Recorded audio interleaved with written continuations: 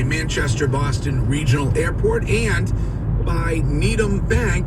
Can Needham Bank be your bank? Bubs, good morning. Nothing like waking up to a little Cher. One of the greats, one of the all-time greats. Have you ever seen Cher? I've seen Cher live. I've seen her live. What, in by accident or in Vegas, or like how did that happen? Nah, I saw her at there's some party. Oh, she was there and she was singing. It was awesome. Well, you're a music guy. You get to do the Grammy thing every year, or hopefully you get to do the Grammy thing. I don't want to jinx anything for the eventual outcome of the season, but you enjoy doing that, right? When you go to the Grammys? I love going. It's hey, we're fans of those people. Like since when I was a little kid, you get to see all the people making the music and see all the people acting, and it's just it's a different environment to be in because it's so different. But there's always a similarity, and the similarity is hard work when you see people that are like succeeding in their craft. So it's always fun to kind of go rub elbows with those people and pick their brains. If you had to say one particular show, one live show, one concert that was the best that you've ever seen, what would you say it was, Bubs? It's tough, man. I don't have favorite anythings. I have like moods and like flavors of the week, and I thought didn't we go see the Foo Fighters at Fenway when were you there? Yes. We went together, didn't we? Yes, we went to see the Foo Fighters at Fenway, which was an amazing show. That was an awesome show. Yeah. And he had a broken foot. I remember that vividly. Yes. I thought the Rolling Stones were unreal when I saw them at the Garden. It's unreal. The guy's like 85 and still jamming out the whole concert.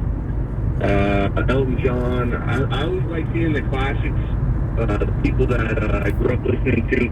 Because my folks, that was awesome to see him. I saw Billy Joel this offseason at Madison Square Garden, which that was pretty bucket listy.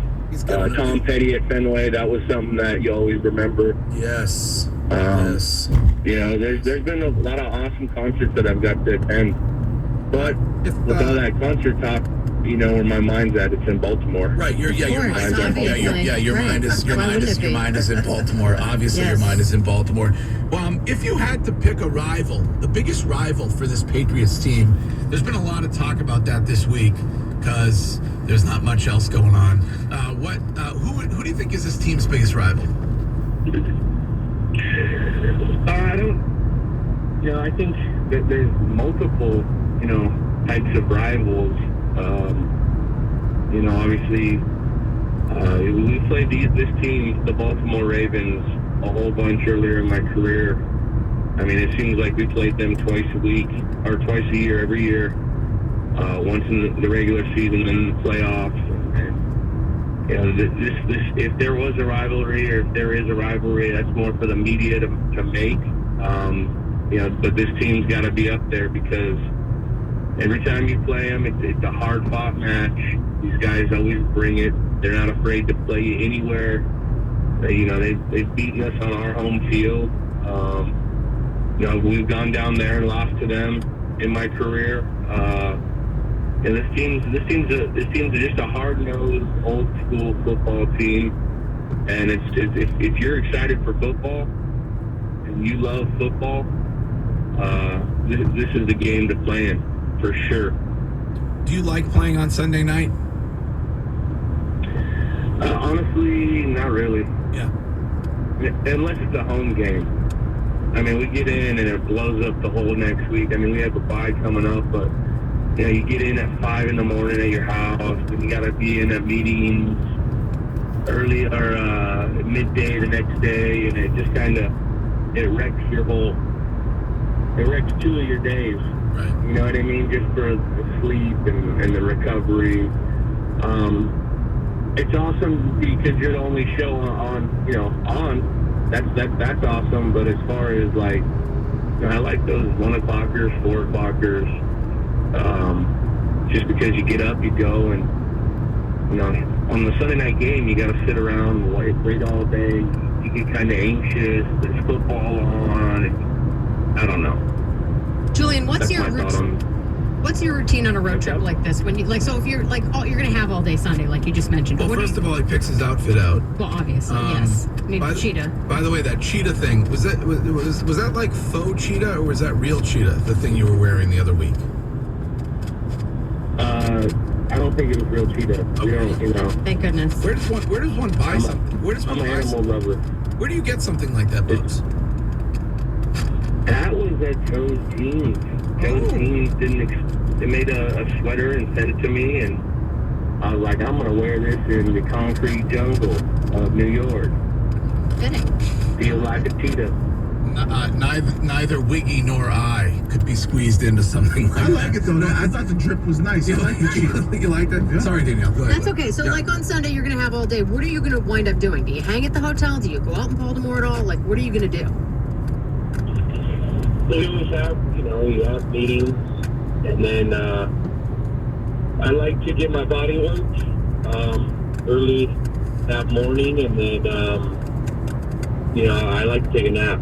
I'll watch the football and then try to take as good sleep as I can, so I'll pump out, a good 2-hour nap, and then wake up and eat, get ready, and just constantly going over your game plan, notes from the week, just kind of like getting ready for a test. You test it at night. A lot of those of us, Julian, that are in the media or fans sometimes make a lot of noise about trash talk and bulletin board material. For you guys, does any of that actually translate when it comes to wins and losses? I don't think so, personally. I'm the type of guy, I like to worry about, what my opponent's doing and try to learn them inside and out. And usually the energy you burn on talking, is energy that you could be using towards preparing. So, I don't know. It's not my forte to go out and throw out some bulletin board material, or if someone else says something, it is what it is. And I've been doing this too long. It's like you got a job at hand to do. Now, so you're ready to... Go ahead. No, I was going to say, with you guys being 8-0, it's a great start, but it also is human nature sometimes for complacency to set in. And with the bye week after Baltimore, I know you focus on Baltimore, but how important is it that you guys stay focused, don't kind of fall into the 8-0 thing and have maybe one of those games where you go, all right, we got some room for some error? There's never no room for error. Especially when you're playing a team like this. This is a really good football team. This will be probably one of the best football team we've played thus far. In an environment that's hostile, and Baltimore, they love their football, and you hope that those types of things don't happen. Complacency is something you don't like, and our coaches do a good job of keeping us in the right mindset to not let that happen. I'm on that wagon too. You can't get all fluffed up and think you get stressed out. Because 8 wins doesn't really do anything in this league. It's a great feat thus far, but this is the heat of the season. This is the grind time. Football season's about to start, so you just got to keep the right mindset for sure. After last night, Jimmy G and Jacoby Brissett are a combined 13-2. Does that success surprise you at all? No. Those guys are good football players. They're on good football teams.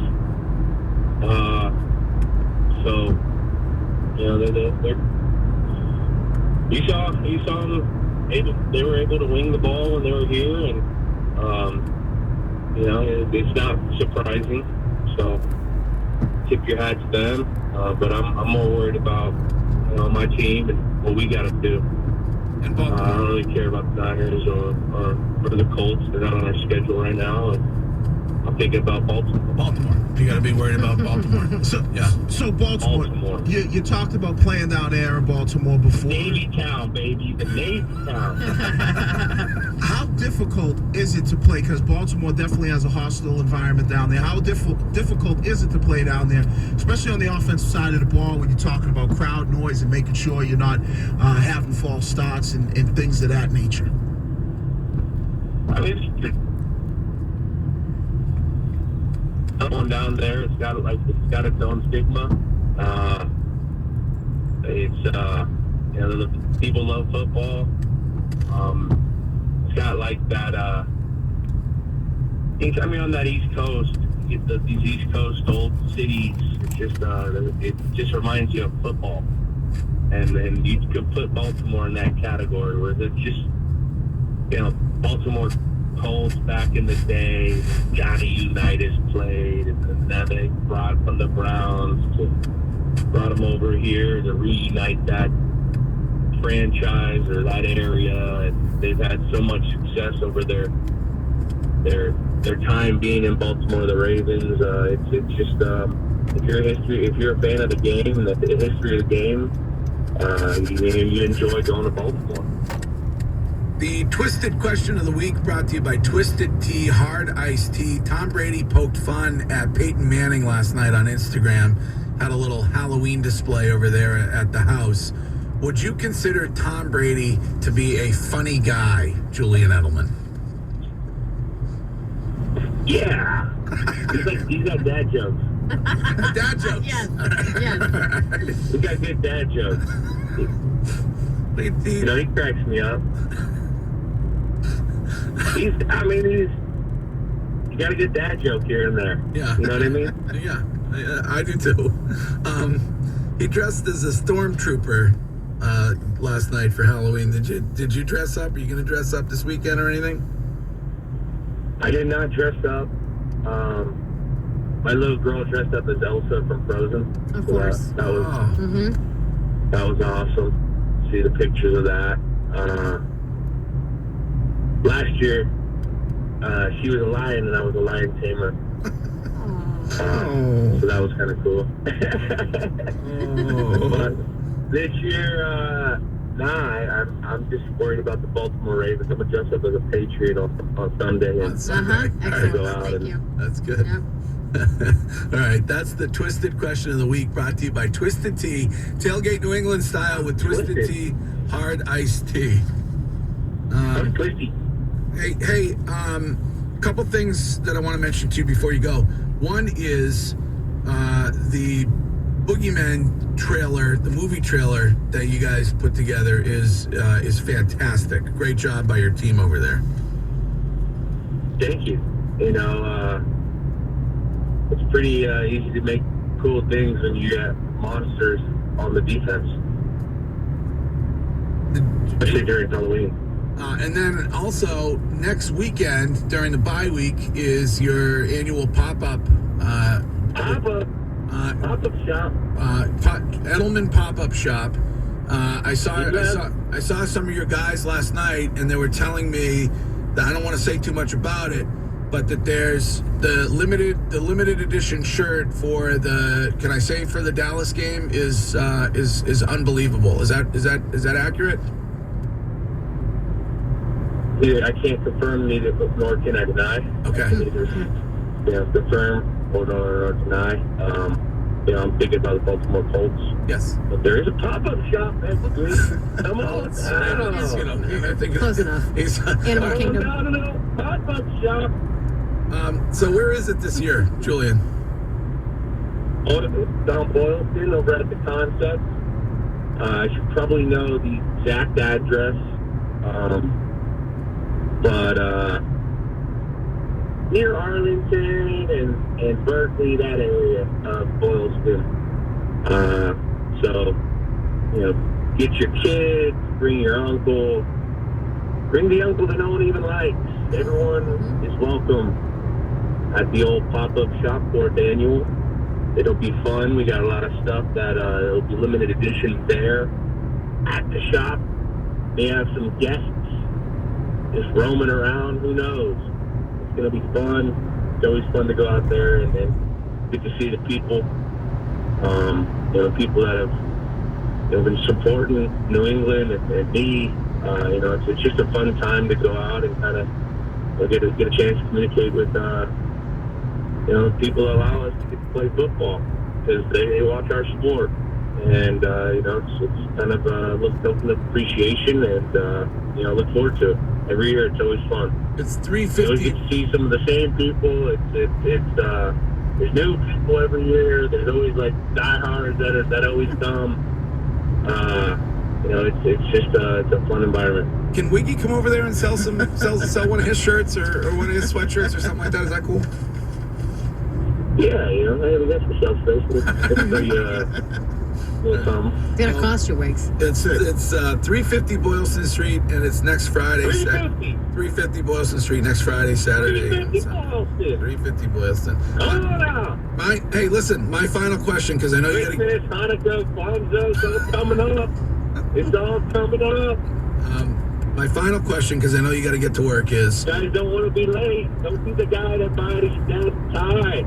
Don't buy the tie or the mug Or the socks. or the sock Or the underwear. Dad, your tie lights up. Look, I was that kid, but if I were to go back in time, like I heard from the Cher song earlier, I would go and buy my dad JE11 something something. Well, speaking of your dad, I just wanted to ask if when you were a young man, a young boy, if you had ever told Frank Edelman that you did not want to go trick-or-treating because there was maybe going to be a little bit of rain or a little bit of wind, what would Frank Edelman have said to Julian Edelman? First off, that would never have been a question.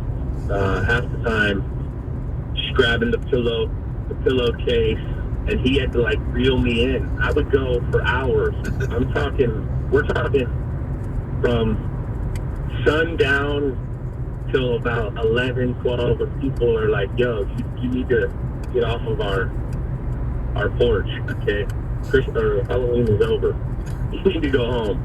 That was the type of kid I was. I would fill up 2 or 3 sacks of candy and just keep it going. You would have been out there, rain or sleet or snow. It doesn't matter. Frank, when I was young, we'd have the old fanny pack on, the RC hat, which was like our football team. I mean, he was just full dad. Full dad. Maybe had a couple cold ones. Never let us see, but that they were always pretty cool with that. He'd always come in late because he'd be at work and Mom would take us and he'd meet us out. It was good times. Good memories. Well, listen, good luck Sunday. We'll talk with you again next week, Julian Edelman. All right, guys. Happy Halloween. All right. There he is.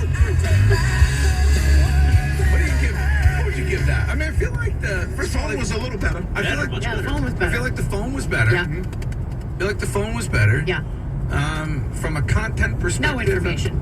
Well,